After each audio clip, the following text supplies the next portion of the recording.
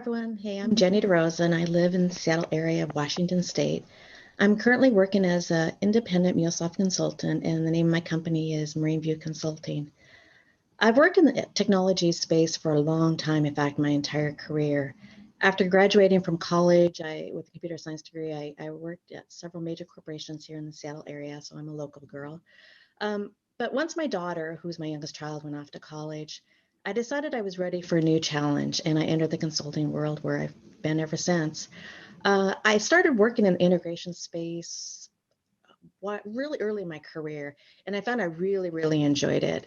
And over the years, I've had the opportunity to architect and develop solutions with a lot of different technologies, including IBM, Microsoft BizTalk, Oracle. And about 6 years ago, I switched my focus to MuleSoft, and I've been happy that I made that choice.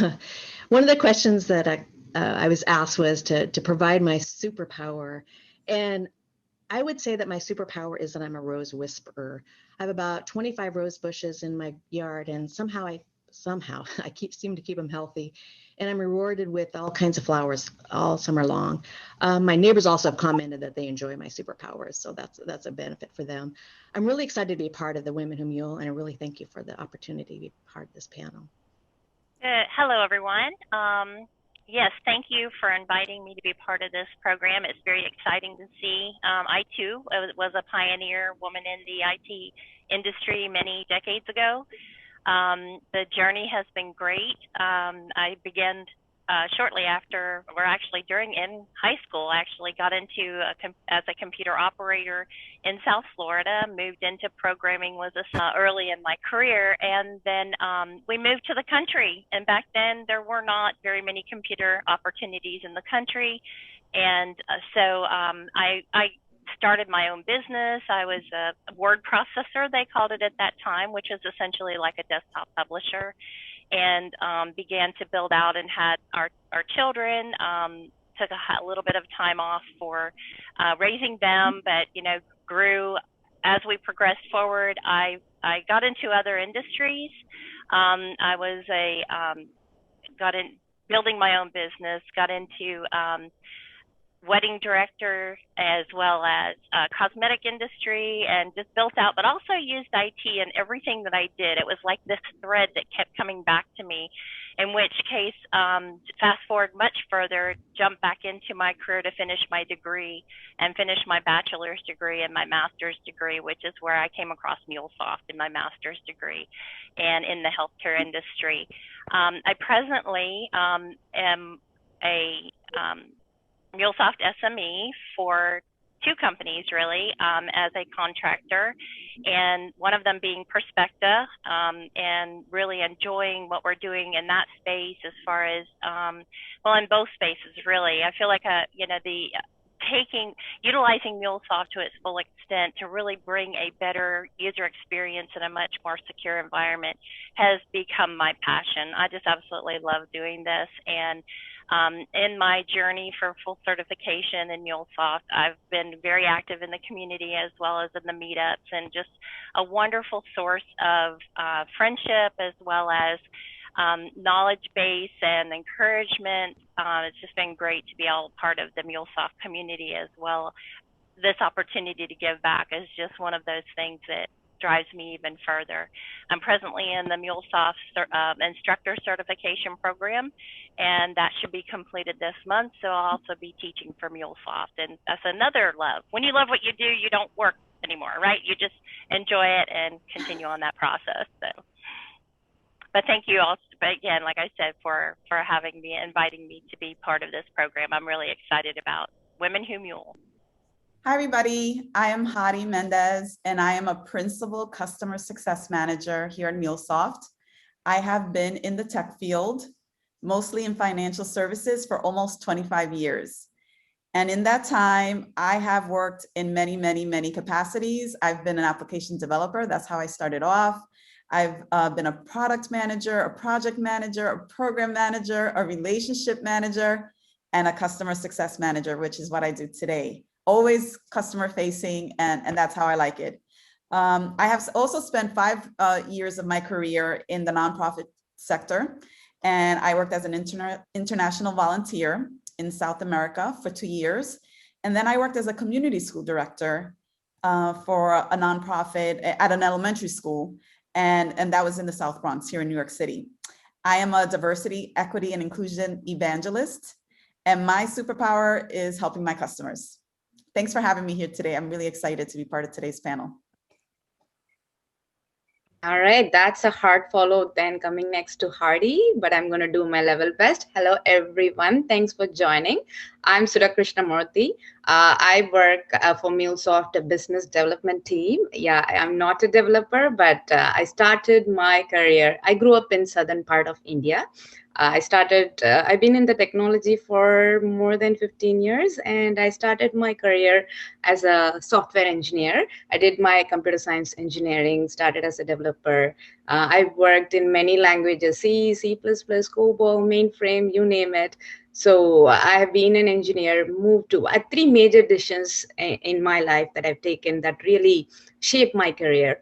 One, deciding to be a computer engineer when I'd never touched a computer before. That was the first time after joining the engineering I touched my first computer.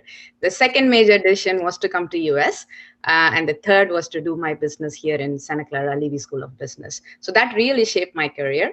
I moved from being an engineer to the business background, and I would love to share my experience here with the team, just to show the different options that women can have.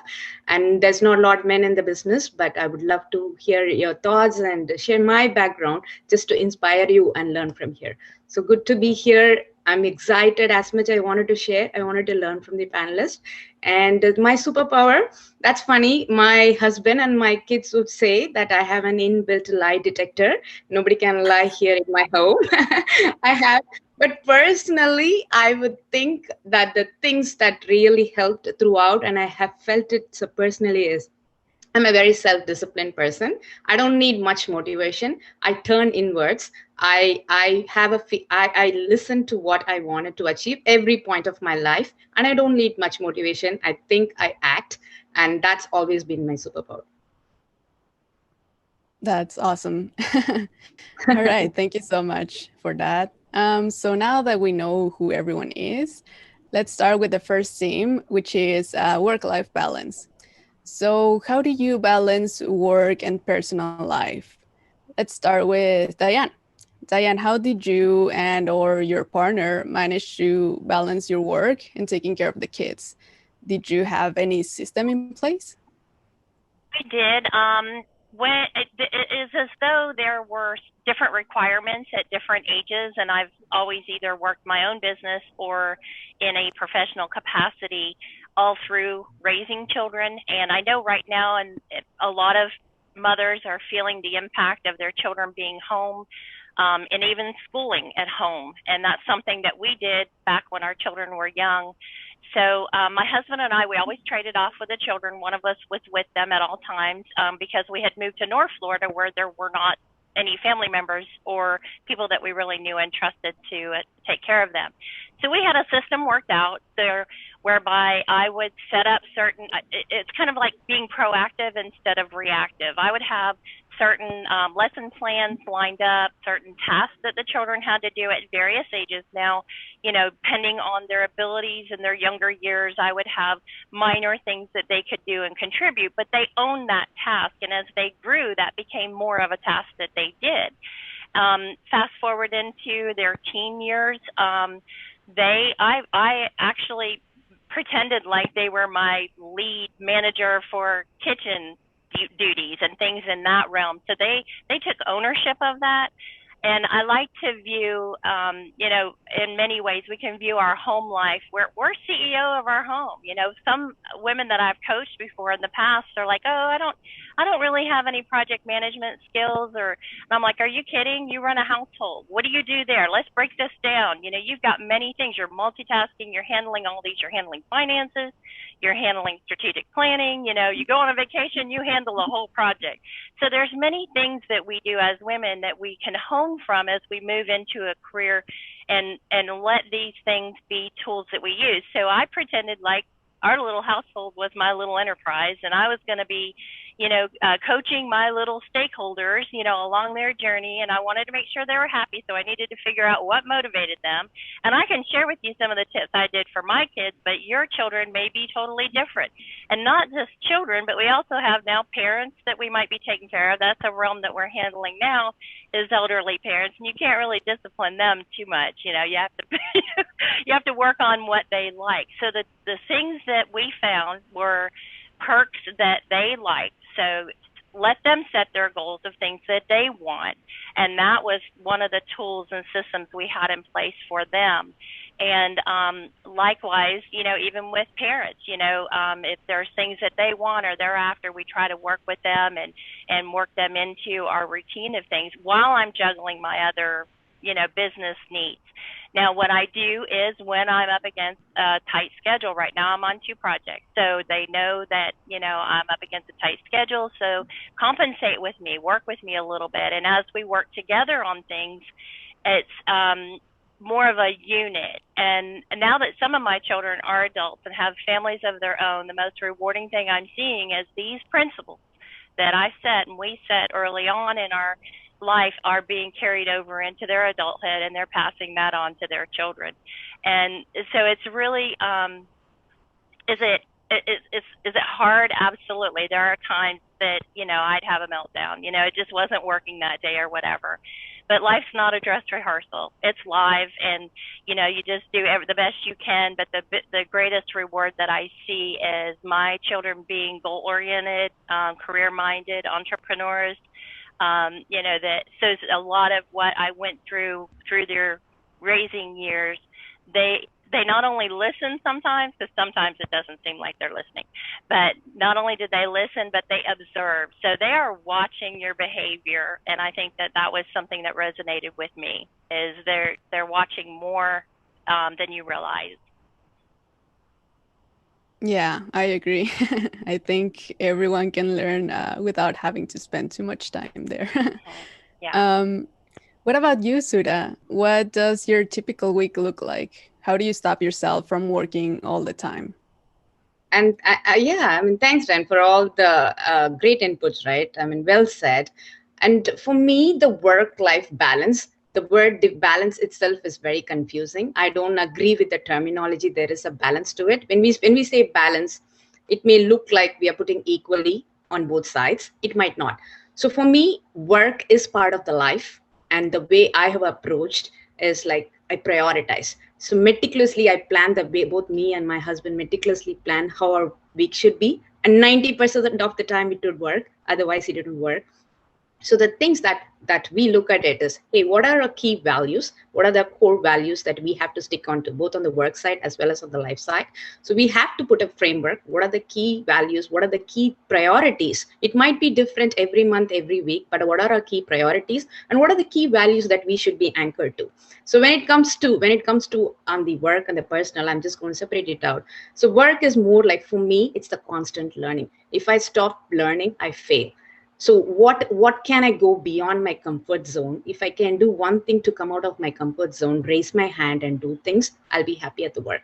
On the personal side, if I can feed my children, if I can provide a shelter, if I keep their self-esteem up, I should be happy at the end of the day. I think as moms, we push a lot of, we prioritize, like as a mom, there are so many lists that we need to check on. But for me, if they are happy and they have their self-esteem up, if they are safe, I think we have done the job for the day. So that's, for me, the work week, and just to give a context, we are two full-time working parents here at home. We have 2 rooms and 1 hall and 1 garage where I'm standing now, just sharing between the meeting rooms and the classrooms. This is all we have. So before COVID, it was super crazy. And after COVID, the problems just compounded. But again, we have to look back and say, what are our priorities? If we have to come out of this COVID, what are the key things that we should, and we align to that, and then have a system in place. That's what any moms here in this group, I just have to say this: have a system in place. Train your daughter. I have a 12-year-old daughter and a 6-year-old son. I train my daughter. If I'm in the meeting room, the next parent is the dad. If the dad and mom are in the meeting rooms, my daughter really jumps up, and there are key set of things that she should do to manage my toddler, who's the 6-year-old son. Like if the homework is not done, so really I train her to be the mom when mom and dad are not in the meeting room. So have a system in place, ask for help, even if it's, I mean, when both, all three, like if my daughter is in the meeting, if both parents, my son knows what to do. And clearly, I think we have to raise them, be prepared for all the scenarios, and having a system in place really helps. And having and ask for help. We don't ask for help, and specifically growing up, like from the Indian culture, moms have to do it all. But I really have to change that perspective, saying we have to train them all, we have to provide the knowledge, we have to tell them we will be there when it is required. Sometimes we cannot be there. So really, in planning our week, these are this like core values. What are the, how, having a system in place, having extended help, and I can't stress that enough, having extended help. And then what should you be happy, define your happiness. For me, if they are happily sleeping and they can laugh, that's all. My mom job is done. And at home and at work, we cannot stop learning. If I have to wake up at 5 a.m. to catch up the work, I do. But at the same time, it's going to be tough, but define your priorities, values, and define your happiness. That's a pretty nice message right there. And I think a lot of people agree with you. So thank you for that. We move on to the second theme, which is regarding the experiences that have contributed to career growth. So describe a time when you felt you were taking on a project that you were uncertain you were qualified for, and how did you manage it? Let's start with Jenny. Yeah, actually, in the consulting world, we have a lot of opportunities for growth, but one that really comes to mind is several years back, I was asked if I'd be willing to teach a week-long class for a group of people at a client site.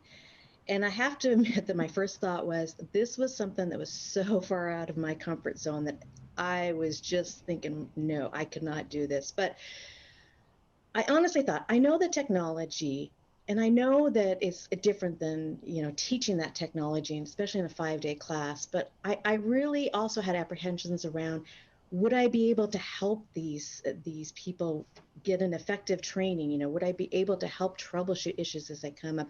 Would I be able to provide assistance? Would I be effective at training the class? All these things are going through my mind as I'm being asked this question. And then one of the asks of the client was providing some real world examples. So not only did they want me to teach the class, but give some examples of how it was used at a client site, or how it was used on a project or whatever. But honestly, as I stood back, kind of talked myself off the ledge, I thought, as uncomfortable as I am with this, it's really going to be a good growth opportunity for me. And so what I decided I needed to do is I needed to come up with a tactic of how I was going to tackle this. So basically what I did is and I had the luxury for this particular assignment that I had the week before to prepare for it. That's all I had to do was prepare for this class. So what I did is that I spent the time in that week and worked through all the labs multiple times. So I knew those labs frontwards and backwards, so that I knew that what the intent of the course content was and what I was trying to teach in that lab. I also, as I was working through it, as you can imagine, you run into technical issues or what have you. So as those popped up, those were great because they ended up popping up during the training session as well. So kind of a win-win for me on that part of it. And then I also practiced delivering the class. So I felt comfortable with the content. I knew what was next. I knew, what the content was all about. And then also, as for the request of that real world examples, I actually went back to my project notes, because I typically keep notes of like what I've worked on in the past, or, things that I've worked on before. And I did find some good examples. And so, as I went through it, I thought, I do have some real world examples, and I created some talking points for each of the different concepts, and then shared that with the class as I came about that.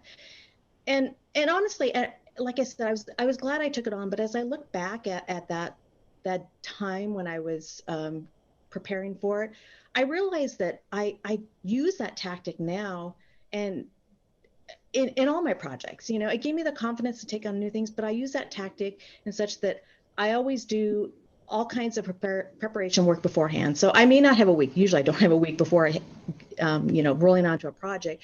But what I do is I like I did with the training, I take the time what I have and really prepare with what I can do. And the other thing is that what I realized also is as much preparation as you can do, you can prepare for everything. You can prepare for every topic that you think that they're going to be asking, a client's going to be asking, or that you're going to be training. But there will always be things that will pop up that you can't answer. And so what I realized during the training, and this is what I do as well currently, is if I can't answer the question, I say, that's okay. I take that as an action item and I say, I don't know this answer right now, but I'll get back to you. Or if I have an insight that a client's asking me about, I say, you know what, I need to do a little research about this. I'm going to take this as a takeaway and get back to you. Because really I discovered over the years, my several years that I've been doing this, that nobody really has all of the answers, except for maybe if you're Alexa, but that you can't be expected to know every answer to every question. Yeah, that is very true. I think the job of being a leader is not having all the questions, but knowing how to do some research to answer those questions. All right. Now, what about you, Hari? Well, I think feeling unsure about your abilities is probably a pretty common thing. But what the point I'd like to make is that the stakes are much higher for some people. So when I returned to the for-profit world after being a nonprofit for 5 years, the amount of stress I personally felt to do well was not equal to what my peers were experiencing. And so kind of peeling that back a little and taking a look at it, I think as women, we always want to do a good job because we never want our male counterparts to question our abilities. But I do think that as women of color, and I personally identify as one, as a Latina, I think that pressure that women feel is multiplied. And I think that there will always be people who, unfortunately, who are going to question whether a brown or Black woman got a job because we're brown or Black. And because of this, I do think that sometimes we feel extra pressure to be really good at what we do and to not make mistakes. And so how I manage that, so that's what I think the problem is, or I've experienced in my life experience. How I manage that is really by being the best at my job. I focus on learning about more than I have to for the work for the role that I am in. I build relationships with people in my group, outside of my group. I get involved with special projects so I can meet more people, get more exposure. I mean, I never want to be in the position where other people are thinking that I got a promotion or recognition or a special project for any other reason than, Hadi, I am great at what I do. I work really hard and I will give 110% to any project or effort that I'm involved with. So that's how I manage it. That's awesome. All right. So the next question is, what are some tips for people who wish to further upskill in MuleSoft or get certified? Diane, I know you have a lot of certs, so let us know. Okay. I would have to say, know your why. Why are you doing what you're doing? Because that's going to be what sustains you when you come across your obstacles. Is it financial? Is it school? Your skill sets for the next level of career? Is it passion? Like, how do you, just like what you said, I agree, and that resonates with me, is I love what I do, but I also want to do what I do with excellence. I want to give it 110%, not even just 110, I could go on a marathon.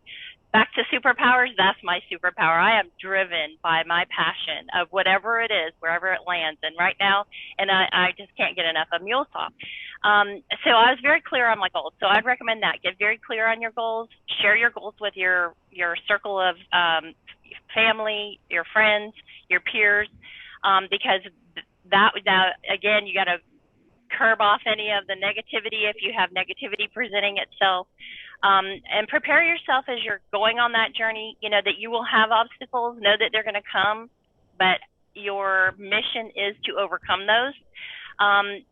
Map yourself out with planning and such as that, But as you're going through your career path, you know, let's just say, for example, you know, in my case, when I did the RAML certification first, absolutely love that. That was like a deja vu of code from years ago. As a getting into the developer course and doing that, I found myself assessing other students that were in the same program I was. We were all in a program called Mule Learning. And that turned out to be, I met some great friends who are still friends today, who are on the call today. Yay, Sanjna, thank you for joining. And she's my friend for life, you know, because we started sharing notes and comparing things. And I, in turn, started tutoring some students in California. I was thrown into a teaching program, Jeannie. I can relate to that as well. Get ready, you're needed. So as that helped my skills more so. So reach out to others while you're learning. That'll help strengthen your skill sets too. I passed the MCD one, the developer course, first try. That blew me away, honestly, because I had kind of gone into it a little prepared, just a little prepared, because everybody else had said, oh, it's a tough one. Well, it was tough, but I think because I had been teaching so much and dug deep into the coursework that helped. Going into the architect stuff, they state that you should have a couple years experience. Well, I had some integration experience in the healthcare environment that I was in as a system admin and project manager. But, you know, integration is a lot different. And so I really just dug deep into the courses again. Did I fail the first time in taking the platform architect? Yep. Did I fail the second time? Yep. It's just determination, strengths and weaknesses, drill down, make code, diagrams. The experience I had on the job was really helping me so much more too. And again, stepping into a role you're not quite sure about, you do know more than they do. Someone posted that in the chat. You do know more than most people there. And as you can bring more to the table and become more knowledgeable, but it made me dig on my own too. So I implore you, utilize the MuleSoft community. There's some great Meetup leaders as well as ambassadors who are now my friends from Poland and India, all over, because they are so willing to help. So if you find yourself in a situation where you're having a struggle passing, reach out to others. We'll help you. I know I will. You've got my information. I certainly will. And, you know, I always say the bigger the challenge, the sweeter the victory. And those challenges will come. But where I sit right now, having accomplished them all, I'm very thankful. I'm looking forward to the level 2 certifications that are coming. So get your level 1 stuff out of the way, because 2 is on the way. And being an instructor, it was an honor to be chosen to do that. I don't know if you're familiar with how that program worked. In my case, it was that I was selected. And so I'm really honored about that. And I take that with big responsibility, once again, to be completely saturated to be able to give back to those students that are coming through too. And the students that I coached in California are all doing very well and certified and stay in touch with me. So that was also a great group of people to connect with out there. So do what you love and make it your passion. Oh, thank you, Diane. I'm sure a lot of people will get in touch with you now. That's fine. All right. So we're running a little bit out of time and we're still missing some questions. So Jenny, why don't you tell us your tips for getting Mule certified? Sure. So I think one of the guiding principles that I've always had and what's kept me in the technology sector for so long is that I've always wanted to make sure my skills were relevant. And so a while back, I mentioned that I was, had gone between different technologies. And when I was working in the Oracle space at that time, I really realized that I really needed to have a change of skill sets. So because I had my day job of Oracle consulting, what I ended up doing is that I ended up using a lot of the tools that were already out there from MuleSoft, like the free self-paced training, the free downloads of Anypoint Studio, the ability to use those to, on my own time, evenings and weekends type of things, just to keep those skills up, just to keep myself relevant, just to, drive myself to get those skills that I was really wanting to have, because I knew that I wanted to transition and pivot into that new technology. And then as far as like for the the certifications, and I've gone through all the different certifications for MuleSoft, but I've also had experience with some of the other certifications.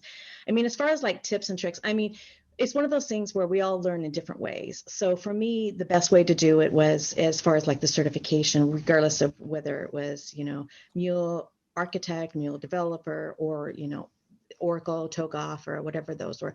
I ended up just creating like basically my own little study guide. And I just wrote down questions and answers and did things so that I had this little notebook that I took everywhere with me and, waiting for, some picking up dinner or whatever it is. I'm just looking at this, just kind of quizzing myself, getting, knowledge of that, because some of it is with the exams, is you'll notice if when you take them, a lot of it is concepts or definitions or whatever that might be.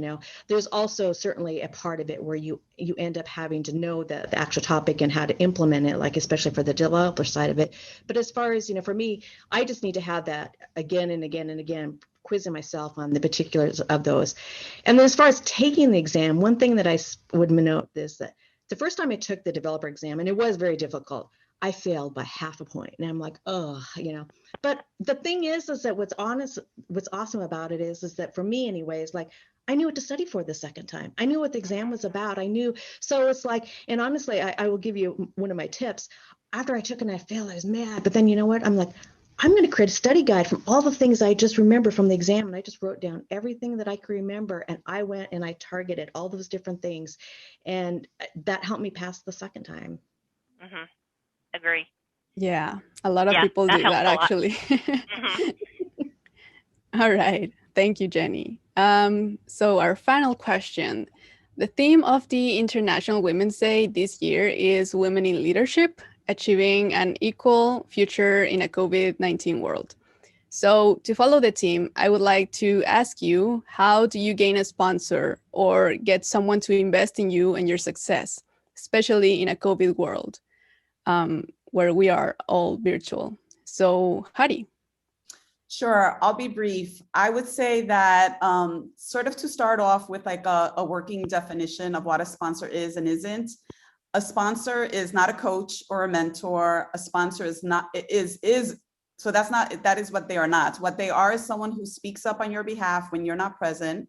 A sponsor is someone who uses their position of power or influence to help amplify another person. And a sponsor invests their social capital and their reputation to vouch for you and your capabilities. So keep that in mind, because they're not going to vouch for everybody. So you have to build a case. Important qualifications about what a sponsor should have. They should have a seat at the table. They should have power and influence, and they should be familiar with you and your work. And then the last thing I'd say is it is your responsibility to find a sponsor. And it's not as easy as asking someone, because the truth is that they really need to be someone maybe in or outside of your organization. They need to sort of get to know you and get to be familiar with your work. And the long and the short of it is that in a COVID world, you have to do this through Zoom. And so you can imagine the likelihood of like bumping into someone and having these like off the cuff conversations. It's not going to happen unless you're super intentional about it. So if you're on the hunt for a sponsor, A, remember it's your responsibility, and B, you're going to have to work extra hard during COVID to schedule these bumping into people situations and giving people a chance to get to know you. That's awesome. Yeah, you made a great point. Before you could like bump into them in the elevator or something and you have like the elevator speech. Yeah. But yeah, you cannot do that anymore. Thank you. What about you, Sudha? So yeah, I know we are running short on time, so I'm going to keep it simple. I have had a sponsor in my previous world. So based on my experience, two things I would like to highlight. One is have a pocket skill. When I say pocket skill, it really means, I mean, specifically when they come to me, when a job is given to you, it would be done by you. That's your skill. That's your key competence. Make sure you have that. You should know what your strengths are and have that pocket skill. For me, they always say when I give a job to Sudha, they always know that I'll get the job done. That's how they'll remember me, and that's the message that I always leave whenever I work with anybody. It doesn't depends on any level, but you have to make sure you have a skill, and that is your key competence. And when you work with sponsor, you always think about what to get. It's always about giving. How can you help anybody, whoever, any project that you have? Make sure you offer a lot, and trust me, you will be heard. And you don't have to, and again, the third important thing is, and that's what women tend not to do, it's about promoting. So when I say promoting, it's not about talking a lot, it's about proving your value. When you do work, people will know, people will take a note of it, and then also say about it. It's not about you promoting, it's about when I say something, how it's going to help them, how can I support them. Because when I share my things that I've done and the things that I've accomplished, trust me, there is a value they will know, and there is a way that you can help them. So that will open up the discussion. So 3 things: know your competence, promote them. Promote means you have to deliver, and people will know, and also say the things that you have accomplished, so that it'll open up the discussion and more things come your way. And more importantly, offer help in all ways possible. And that trust me, that will really be louder than anything we can speak. I loved all that. Thank you so much, Sudha. So I think that we don't have any questions for the panelists, right? I don't see any come in, but in the interest of time, I think let's wrap up the panel. If there are questions, please feel free to post them in the chat. We can continue the dialogue there for sure. But in the meantime, Alex, anything you want to say to wrap up the panel? But before then, I wanted to say, Alex, many thanks to you. I know you have made this panel so interesting. So big shout out to you, Alex. Thanks for leading us. The conversation was wonderful. I enjoyed and I learned a lot. Yes, agree. Thank you. Thank you so much. But you are the stars. So yeah, thank you all for being here and your awesome answers. I think they were very helpful for all of us. So yeah, I think that would be it for the panel, but we do have something else to do. So I will hand it to you, Nisha. Yeah, well, now we'll hand it right back to Sanjna. Sanjna, why don't you tell us about what we're going to hear about now?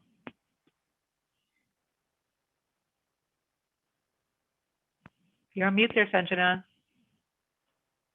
Oh, we have to unmute you? Sorry. Oh, gosh. I think you should be able now. Okay, yeah. Amazing. Sorry, it looks like I had to depart for a quick minute, but I'm excited to be back. I'm also super excited to introduce my colleague, Jyoti Balaji, who's also a fellow product manager of mine here at MuleSoft. So hello, for those of you who are joining us for the first time, my name is Sanjna Verma. I'm a product leader here at MuleSoft, and honestly, very excited to be here and telling you a little bit more just also about, what's happening in product, what we'd like to learn from you guys, and see how this continues to go as we evolve and empower our female developer community. This is a huge passion of both mine and Jyoti's. So the first thing, this was the same introduction I gave last time, but in the spirit of, Women's History Month, I wanted to tell you what got me into coding, what got me into technology. It was because I joined the Sally Ride Space Camp when I was 6 years old. This is my mother, my sister, and I. And at Sally Ride Space Camp, there were about 20 girls across the United States that were invited to come here to the Silicon Valley to NASA Ames, and we learned about the Mars rover for the first time. And so, as you can imagine, for the past month, with everything going around with SpaceX, with Blue Origin, it's even alien sightings. It's been an incredible month for me to just recognize and realize the full circle of how I've gotten here today. And, you don't have to be in code to be interested in things like this. I didn't know a lick of code then. I only learned to code like 5 years ago. So that's then I got my job here at MuleSoft. Literally, that's how it happened. So I just wanted to share a little bit more about that with you. If you have kids who are interested in space or in code, they're actually opening this. So you guys should totally go and look at it. But by Salesforce law, we are supposed to put this in front of you. You cannot make any purchasing decisions based on products that are not commercially available right now, but we're still excited to show you a little bit more. So without further ado, I'm going to hand it over to my colleague and friend, Jyoti, if you can unmute yourself. And I will leave it over to you. Great. Can you guys hear me? We got you. Okay, awesome. Hi, everyone, and I am thrilled to be part of this community. When I first heard Sanjna that she's trying to organize something around women who mule, I was like, yes, sign me up. And unfortunately, I could not attend the first kickoff, but here I am trying to hear from all the wonderful women who have joined this community here. So let me start with like a brief overview of my journey of how I got here. Right now, as Sanjna said, I am part of the product team at MuleSoft along with Sanjna. And I started my journey with as a technology engineer back in India. And then I became like an accidental integrator, I call it. I did not know what it was, but I was introduced to the world of integrations through custom coding, and then moved into TIBCO, web methods, Oracle SOA Suite, all of that for a long time. I was part of a very niche technology consulting company where I grew in the ranks there, trained a bunch of other people, other consultants. It's a very similar story of how I could hear from a few people in the panelists today. And then, of course, life happens, became a mom of 2 little kids. And then that was the time when my calling came in as an entrepreneur. My philosophy in life is to be and take ownership if you really want to solve anything. So that's when there was some personal problem that I was facing as a mom. I'm sure many of you have gone through. So I started a small company called Kulera, where it was to make people find childcare. So I did that for some time before I got introduced into the world of API-led integration. So that's when I joined Splunk, and there I was a customer of MuleSoft trying to use Mule. This was 7 years ago that I built the entire API-led integration with Splunk. From there, of course, I had my calling going back to school. And this is my student always philosophy. So that's me. I'm still doing my master's I'm doing my MBA from Berkeley School of Arts. And then I'm here now as a product manager, and I own the communities or the ecosystems product area, so which is Anypoint Exchange and Anypoint Community Manager that I'll be doing a quick introduction about in the next few slides. All right, so I'm sure most of you are already familiar with what Anypoint Exchange is and have used it in many of your projects. So it is, if you're not familiar, it is a marketplace through which you can share your code, use your code. So all about reuse. We at MuleSoft strongly believe that reuse enables you to accelerate your speed of delivery, and that's what Exchange lets you do. On the other side of it, we have the API Community Manager. This is for customers who want to take this concept of the marketplace and make it their own. So here you can create your own branded experiences of the developer portal, where you can basically list any type of APIs, whether they are Mule APIs or other APIs, put it on the portal and create the engagement and the community around these APIs for your developers in your organization. Next slide. Okay, so this is a quick view of what is upcoming and exciting things. Anypoint Exchange, we are going to make it even more easier for you to bring all your APIs, whether they are built on Mule, whether they are built on any other technologies and are hosted on other gateways.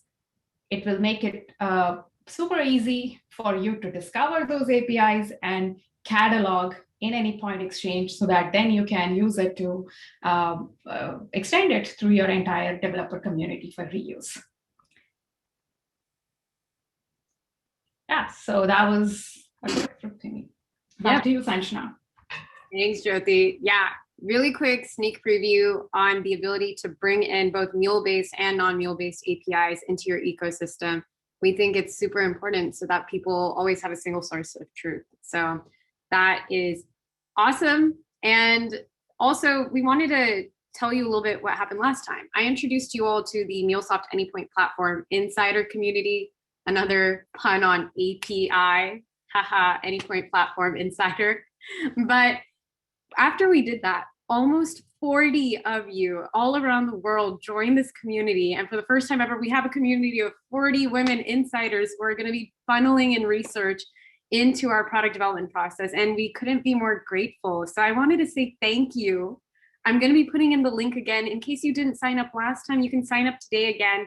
It's just like 2 steps to complete the form. And our UX team is starting to reach out to all of you to be in contact and actually share a little bit more. So that way, some of the products that Jyoti is working on, some of the products that I'm working on, we can actually talk more in depth and actually get like an hour or 2 with you to do user studies. And with that, I'm actually going to ask Nisha to unmute herself, and we're going to do just a fun last minute Menti, like the way we did last time, so we can actually get a little bit more data and also see where you're coming from. And that will help contextualize our research moving forward. So thank you again. Thank you, Jyoti, for joining us and also being a part of this community. And let's go. All right. Do you see my screen? I've got a Menti code there. So all you have to do is go to menti.com and then enter that code 5713340, and we'll get started. So please take a second. You can do it on your phone, on your laptop, on whatever device, anything that where you've got a browser. So come on over and you should see the first question. Where are you located? Just to warm up.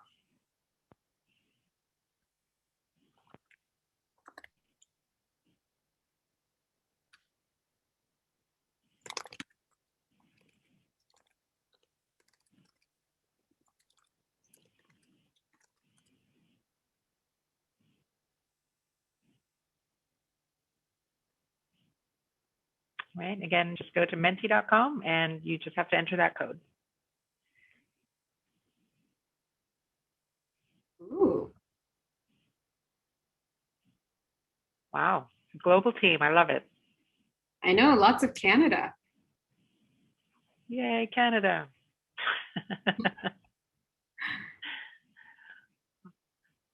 All right, I am going to go on to the next question, and you should see it change on your screen. It moves.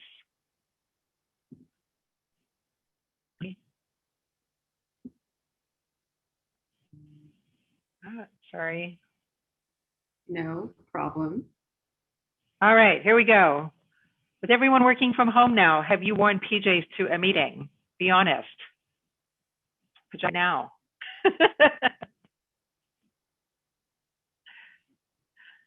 That's great. Notice cameras here, right? Gotta be real. We should do a fashion show of PJ bottoms and professional top.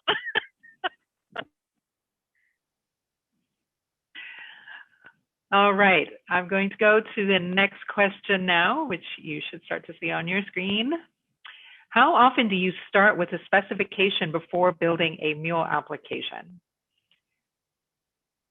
You either never used it, rarely, sometimes, often, every time.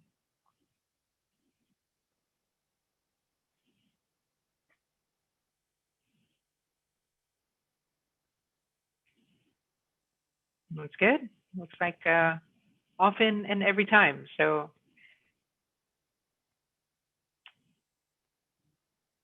All right. And Sanjna, feel free if you have any kind of questions you want to ask in the chat around any of these to get some additional insight. But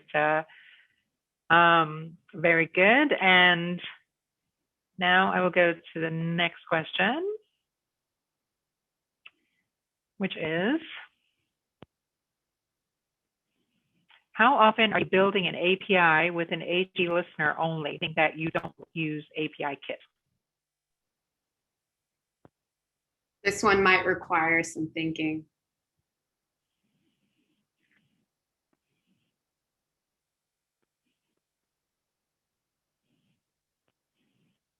Everyone's thinking. Here we go. Whoa, it was like at 0 for the longest time for me. Yeah, it's just started jumping in there.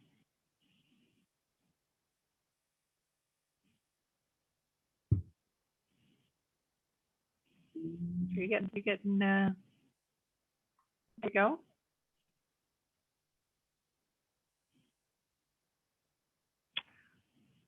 All right, and then I think we've got next question.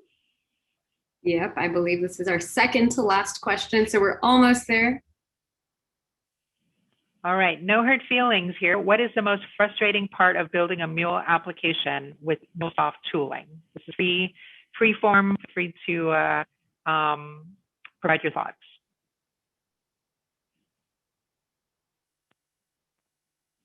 And you can enter more than once. So if you have many thoughts, many frustrations, you can do that too. But this is your chance to get in front of the product manager. So share with them what do you find most frustrating? Yeah, Jyoti and I directly work on this. So we're here, we wanted to be able to listen to you all, and this was the best way to crowdsource your feelings. So let us know.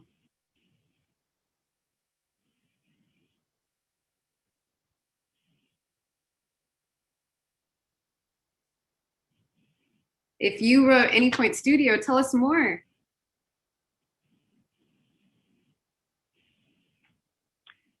All right, looks like you guys need some help with error handling in particular. Data sense. If you wrote Design Center as well, tell us more. What about Design Center?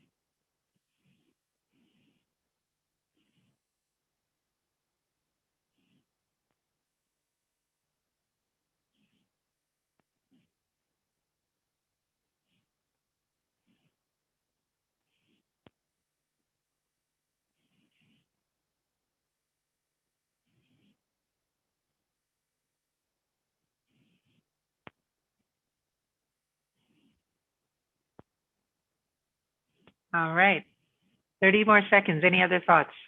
And again, oh, sorry, I was going to say you can be logging more than one thought, and then we'll go to our last question.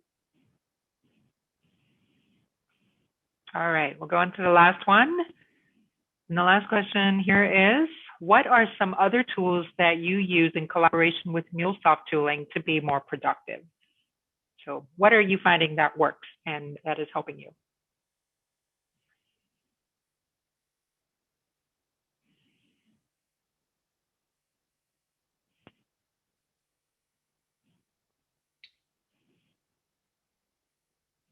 I can throw out some examples. People have said that they use Microsoft Word when they're building MuleSoft APIs. I'm very curious to hear why. Or perhaps you're using GitHub.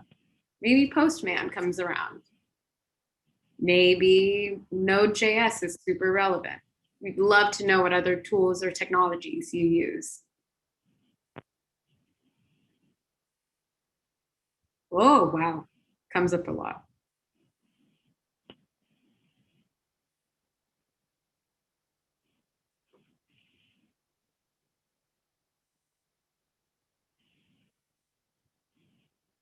Any particular reasons why? You can put your, like Postman for X or whatever. JMeter for that.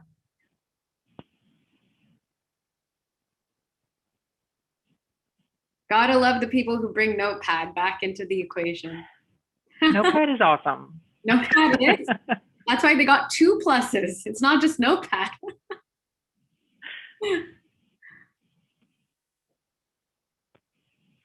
I've got Notepad pinned on my desktop, so I just pop it open. And then, of course, I lose it when my computer crashes.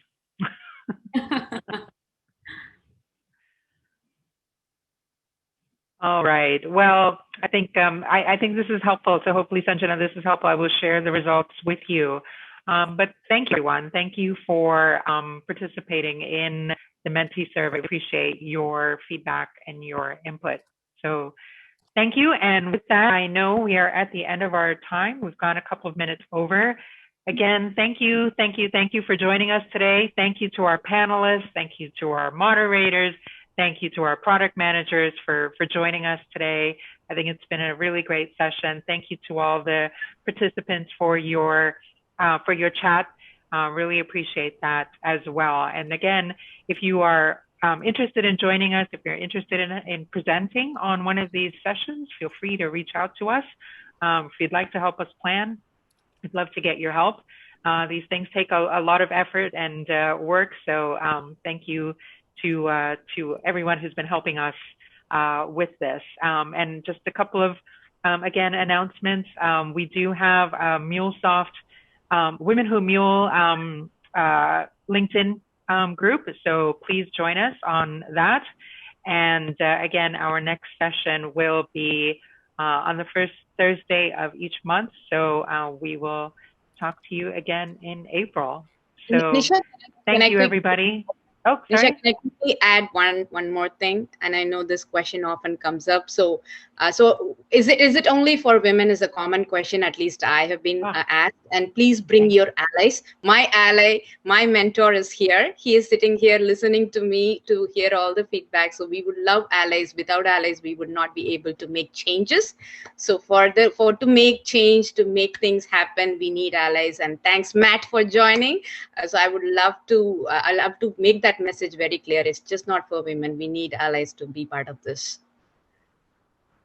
Thank you for that, Sudha. Yes, I meant to include that and I forgot. So thank you for reminding. Please, this is not just for women. We want men to join us as well. So include your colleagues, your friends, your bosses, your team members. We'd love to have anyone join us who's interested. So thank you. So thank you, everybody, again. Have a great rest of the day, and we will talk to you in a month. Thank you. Take care. Bye, everyone.